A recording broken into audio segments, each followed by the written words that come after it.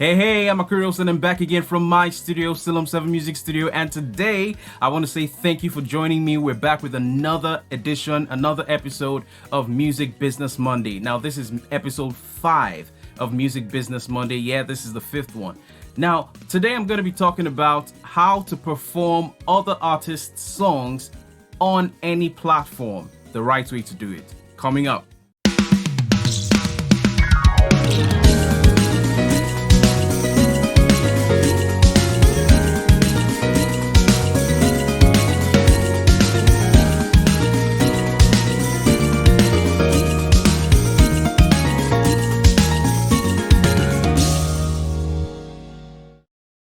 Now, first of all, we have to define what it means to perform a song. Now, what performance simply means is the demonstration of artistic art form for entertainment purposes or for any purpose you like. It could be a performance in the studio while recording. It could be for the purpose of capturing the performance. It could be on stage, on a platform somewhere, in an event, a live concert where you have to perform your songs and you sing with a band behind you.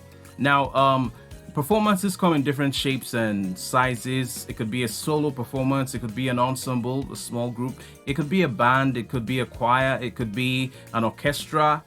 Whatever it is, it's demonstration of an art form for entertainment purposes or for spiritual purposes or just for fun. Now, having said that, we also have to point out that no one owns performance. Performance has been in existence for centuries of human existence. Now, no one can, legally lay claim to any kind of performance, to performance itself or demonstrating an art form on stage. No one owns that. But what you can lay claim to legally is a particular song, a particular piece of art, a particular poem. It could be a poem, it could be a movie, it could be a film, it could be a stage play. You can own legally the copyright to that particular art form or expression, but you can't own a performance. And now what we're going to be talking about today is artists performing other artists' songs on large, platforms and in public places. And I'll talk about the legal side, I'll talk about the business side, the implications, and how you need to go about it. So make sure you watch till the end of this video because I'm going to be revealing the right way to go about it. So a performance can occur in several places and under different types of circumstances. A performance can happen in a live concert where artists are invited to perform their songs. A performance can happen in bars and restaurants where, bands play to entertain the guests. A performance can happen in schools, a performance can happen in clubs, a performance can happen on the street. No matter the expression of that particular kind of entertainment where performance is required, performance of music is required. Now, it happens. So these are different expressions, and in all these expressions and in all these examples, it's important that we realize that these are public platforms, these are public places where the general public is invited to partake and to be entertained by the performances.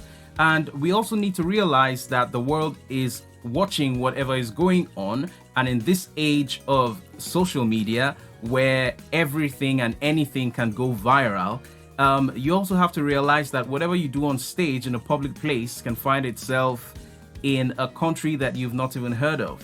So you must realize that the work that you want to perform, the piece of art, the song that you want to perform, you have the rights and you have the permission to perform every single one of them if they do not belong to you legally. Okay, so we know that from previous videos I've mentioned the term royalties. Now, royalties are the funds generated from the sales and the release of a piece of music. So when you release a piece of music to the general public where they buy, where they stream, they listen, royalties come, funds, monies can be generated by you or your publishing or the record label, and that particular money is termed royalty. Now, royalties are in different forms. There's mechanical royalties from sales, there's synchronization royalties from advertisements and TV, there's performance royalties, which we're going to be talking about today. There are several types of royalties, but today we're going to be focusing on performance royalties because anytime your song is performed in a public place by someone who does not have the rights and the permissions to perform your song, you are supposed to get a royalty. So let's look at it like this. Now, a piece of work that you have released and you legally own the copyright to has been used in a particular way by someone who you don't even know, by someone who did not take permission from you to use it. It could be a cover where the person decided to go and re-record that particular song in a studio and release to the general public.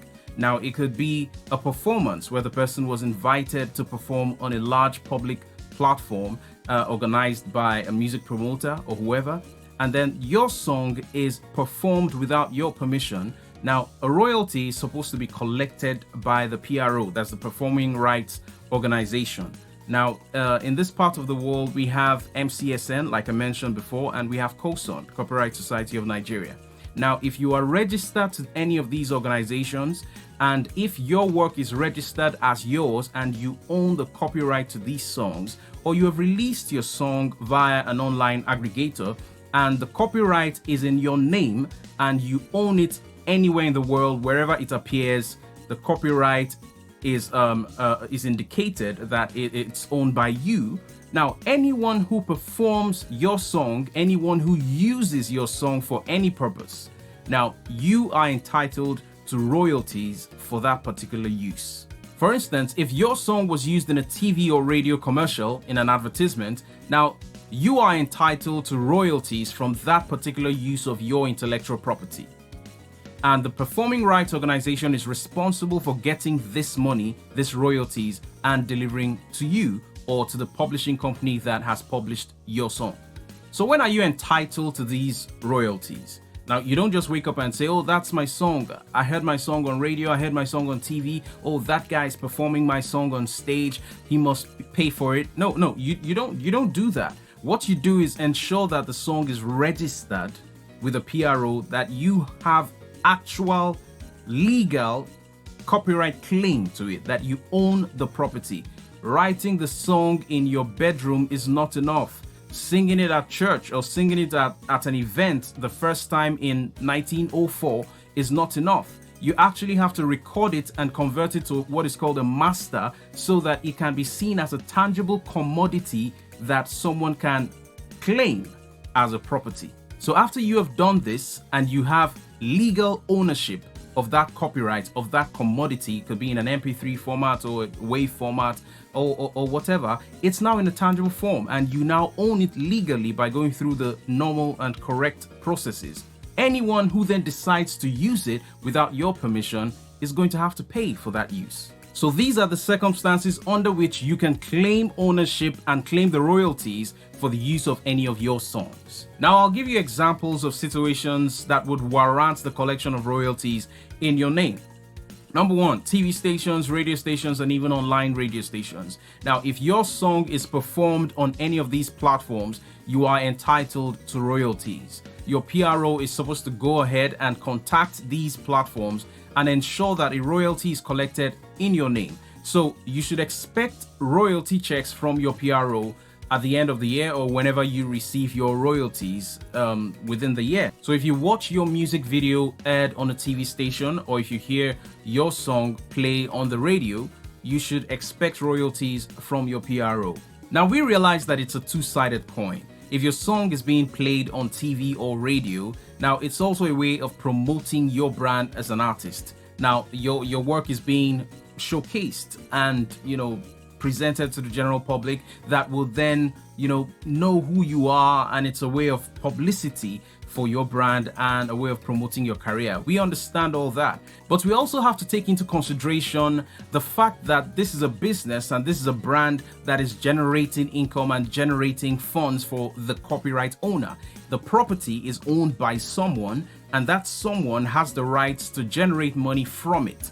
So at the same time that your work is being promoted and your brand is being presented to the entire world, or to the viewership of the TV station and the audience of the radio station, you are also entitled and supposed to get royalties from the performance of your work.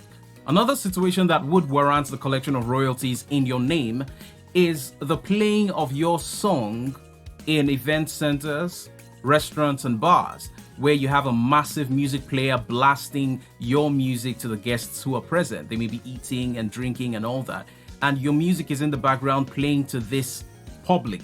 Now, you have to realize, first of all, that there's a public that is enjoying your music. There's a public right there in the event center. There's a public right there in the restaurant, in the bar, that are enjoying your music. So you have to ask yourself, am I being paid for the enjoyment of my music at this particular location? And that's one of the things the PRO does. The PRO ensures that the music that is being enjoyed by the guests at these locations are being paid for in form of royalties. So the owners of the copyright on these songs have to receive royalties for the use of their songs in these places. All right, we're down to the big one now, live concerts where artists decide to perform other artists' songs.